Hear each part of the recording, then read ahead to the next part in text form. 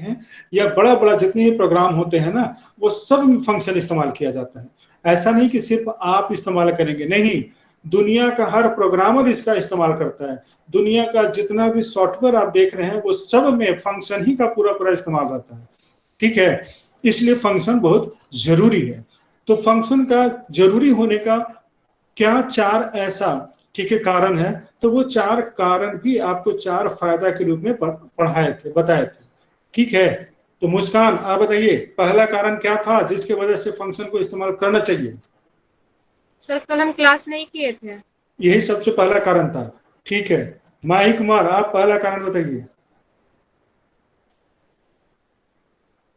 It reduces the complexity of a program by dividing in it a smaller unit. मतलब छोटे छोटे भागों में बांट देता है उस सारे प्रोग्राम को। सही बात है। बहुत बड़ा जो प्रोग्राम होता है ना, उसको लाइन बाय लाइन 1 लाख का प्रोग्राम लाइन बाय लाइन लिखते हुए चले जाएगा ना, बड़ी कॉम्प्लेक्स हो जाता है।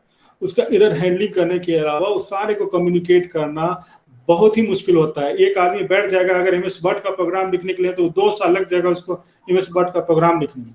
ठीक है, तो उस कॉम्प्लेक्सिटी को कम करने के लिए क्या है कि मेनू में, जैसे मेनू में होता है ना, फाइल मेनू में जाते हैं तो ओपन है, सेव है, सेव एज है, तो ये सब का छोटा छोटा अलग अलग प्रोग्राम में हिस्सा में बांट दिया जाता है और इसको फंक्शन के द्वारा परफॉर्म करा दिया जाता है।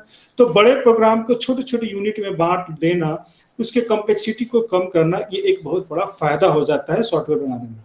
चलिए ठीक, दूसरा सेकेंड का आंसर कौन बताएंगे? सेकेंड बोला धूपनाथ, आप बताइए सेकेंड बेनिफिट क्या है?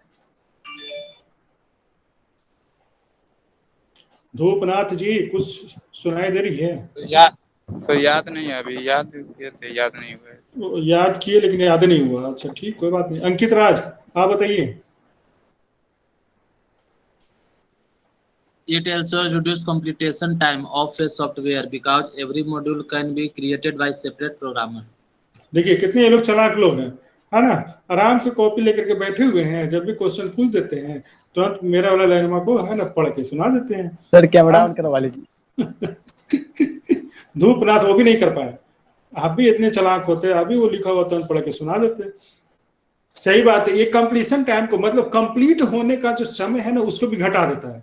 जैसे एक बड़ा सा प्रोग्राम को छोटे छोटे पार्ट में बांट दीजिए और 10 लोगों में उसको दे दीजिए।